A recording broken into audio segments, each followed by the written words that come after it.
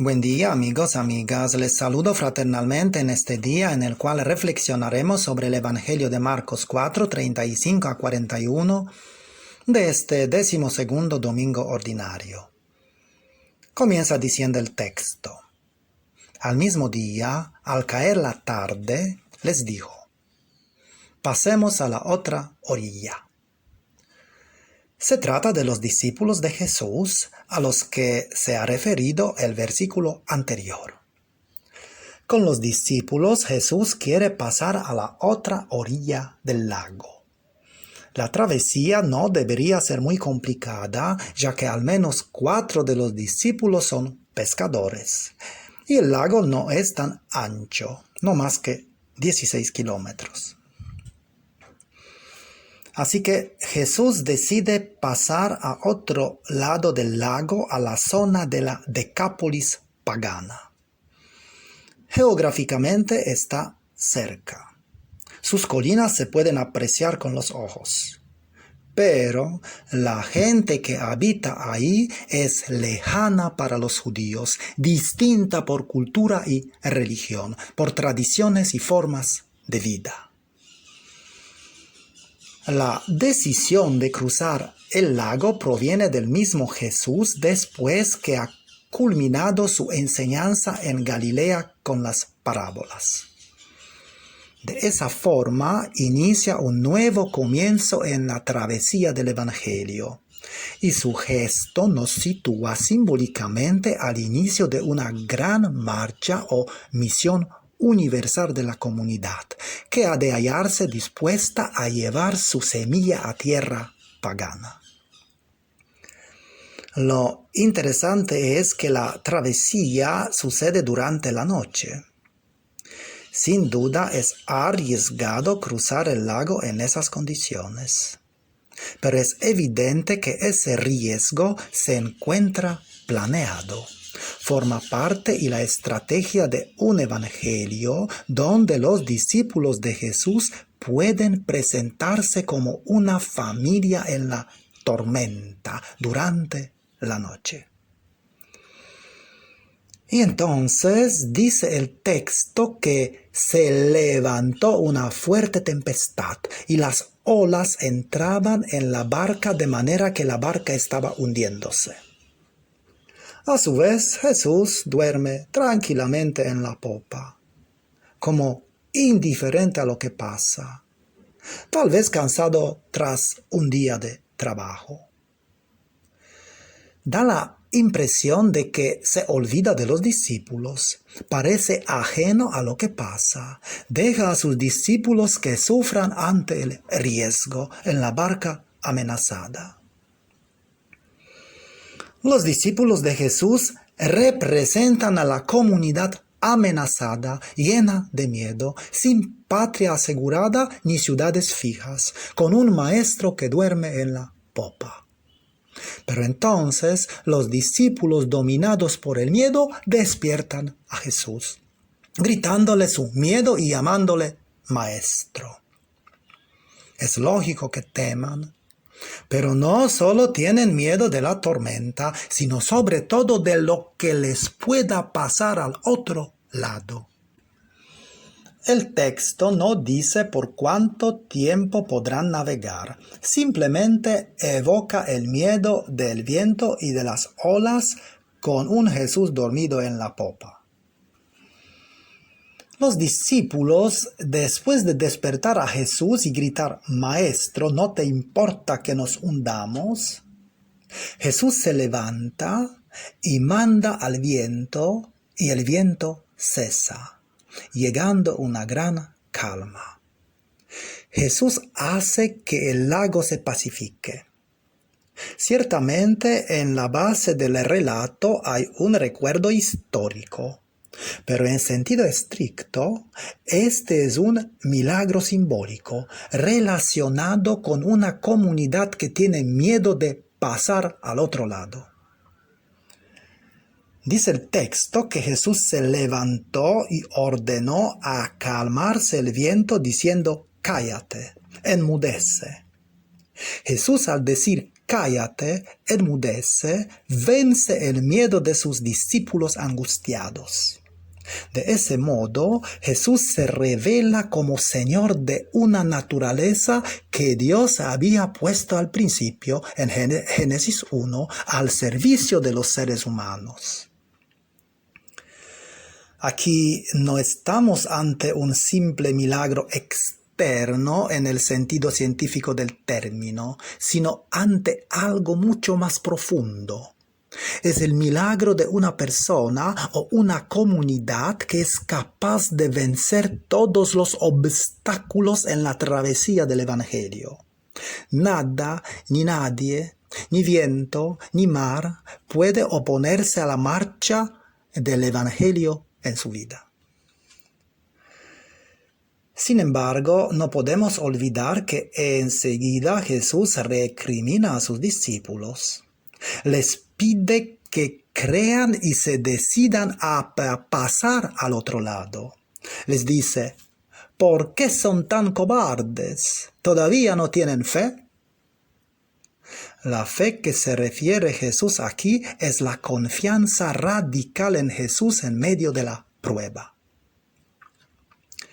Solo una fe real anima y salva, hace que las personas puedan superar la tormenta y ser portadoras de vida. Solo esa fe les permite pasar al otro lado, más allá de un judaísmo rabínico que se cierra en sí mismo para así iniciar la misión universal en tierra de los paganos. Esa fe en medio de la tormenta es el milagro verdadero. Todo es posible con ella.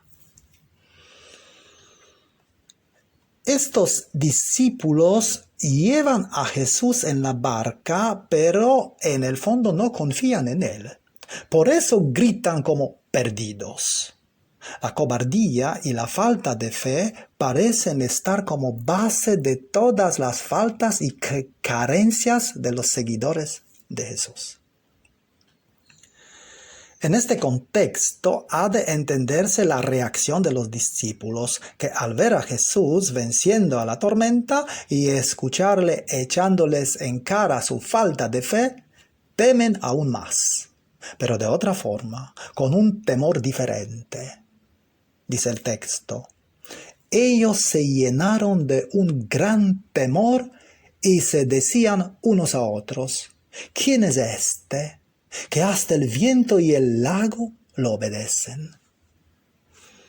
No se trata del miedo ante una cosa concreta, sino ante algo totalmente desconocido para ellos, ante lo divino que es Jesús, que se manifiesta ante ellos como Señor del mundo, dominando de un modo misterioso sobre todo lo que existe en la naturaleza.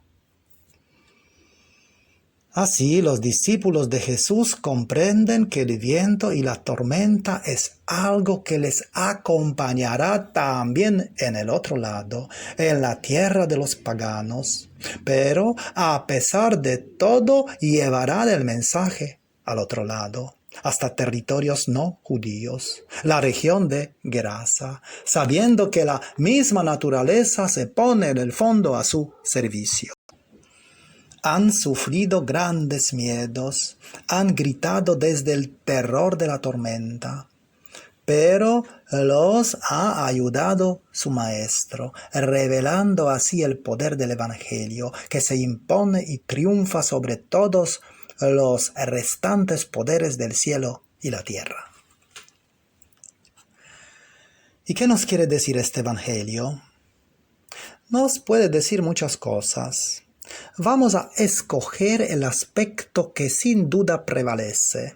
Se trata de miedo o miedos. Todo el mundo tiene miedo. Tiene que ser así. La vida funciona de manera que tienes que tener miedo. Las personas que pierden el miedo no lo pierden porque se vuelvan valientes. En verdad, una persona pierde el miedo cuando acepta sus miedos. No es una cuestión de valentía, es cuestión de la aceptación. Necesitas aceptar tus miedos. De esta manera también te liberas de la culpabilidad. Sin embargo, el miedo y la culpabilidad no son lo mismo. Si aceptas el miedo, se convertirá en libertad. Al contrario, si niegas el miedo, si lo rechazas, si lo condenas, se convertirá en culpabilidad. Si aceptas el miedo, desaparecerá inmediatamente. La única forma de no tener miedo es aceptarlo. Entonces la energía que se desprende se convierte en libertad. Pero si lo condenas, si lo reprimes, si escondes el hecho de que tienes miedo, si te proteges y estás a la defensiva, surge la culpabilidad. Entonces te sientes culpable de haber mentido a los demás y a ti mismo. La falta de autenticidad es culpabilidad. Por eso jamás digas a ti mismo que eres horrible, malo, una pecadora. No te condenes. Eres lo que eres. No te culpes. No te sientas culpable. Aunque algo esté mal, tú no estás mal. Quizás has actuado de un modo equivocado, pero eso no significa que tú estás mal. Puede haber una acción equivocada, pero el alma siempre está bien. La verdadera enfermedad es miedo, pero nadie quiere revelar su miedo. Tú tampoco quieres mostrarlo, porque piensas que si los demás se dan cuenta que tienes miedo, te van a dominar, controlar o atacar. Piensas que disfrutarán humillándote, dándose cuenta de que eres más débil. De hecho, a la gente le gusta disfrutar aprovechándose de alguien, dándole patadas a alguien. Sin embargo, todas las personas tienen miedo, solo que no lo quieren revelar. Y ahí está el problema mayor, pues siempre que alguien tiene miedo, crea un gran ego para rodear el miedo. Adolf Hitler estaba lleno de miedo, por eso empezó a asustar a los demás. Cualquier persona que intente asustar a los demás, en el fondo tiene miedo. Si no, ¿por qué lo hace?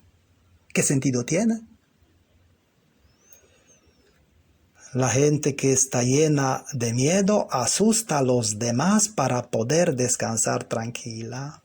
Saben perfectamente que nadie las va a tocar, que nadie traspasará sus límites. La verdad es, somos muy pequeños dentro de este vasto universo. Podemos desaparecer en cualquier momento. ¿Cómo es posible no tener miedo? Sin embargo, no ayuda nada para esconderlo. La única forma de superarlo es la aceptación. Obviamente hay muchos tipos de miedo. Existe incluso miedo a las personas atractivas.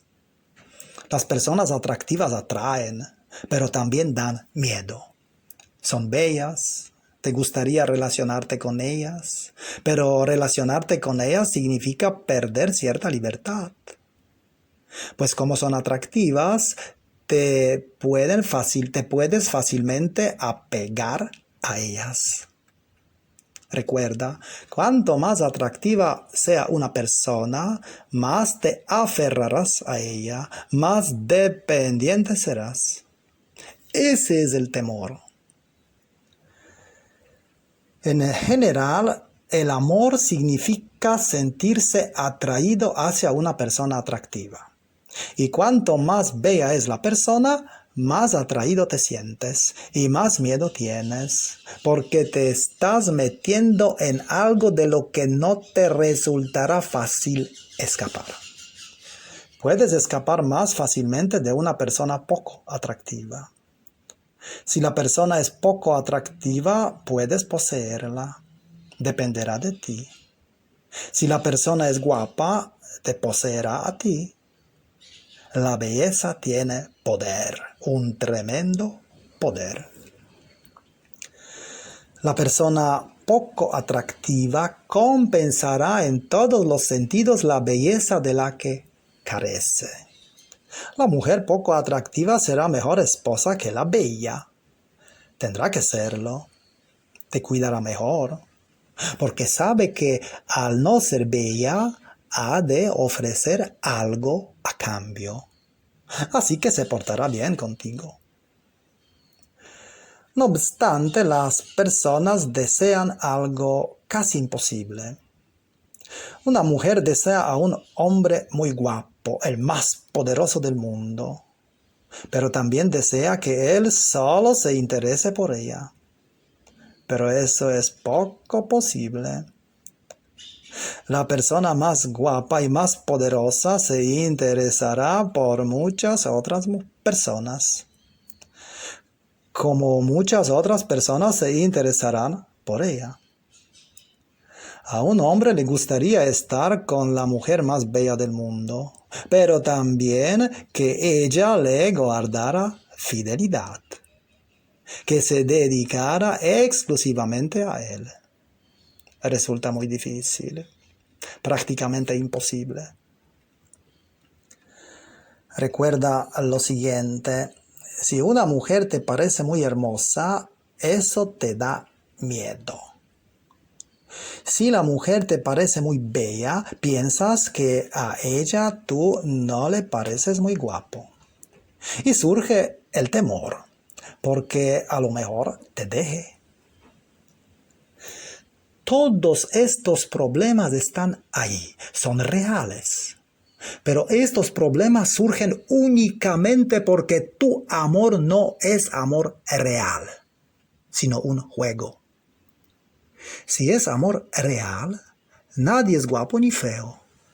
Una persona supuestamente fea puede encajar con alguien y entonces para ese alguien es guapa. Y si es amor real, no se piensa en el futuro, no existe ningún problema con el futuro. El mañana no existe para el amor real. No existe el tiempo para el amor real.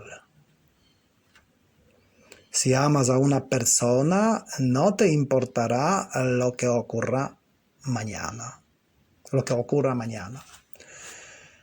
El día de hoy es mejor, es mucho. Este momento es la eternidad.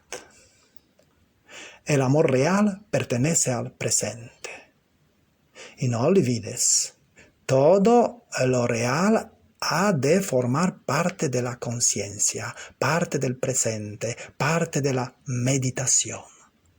Y entonces no hay ningún problema, ni con la atracción, ni con el miedo.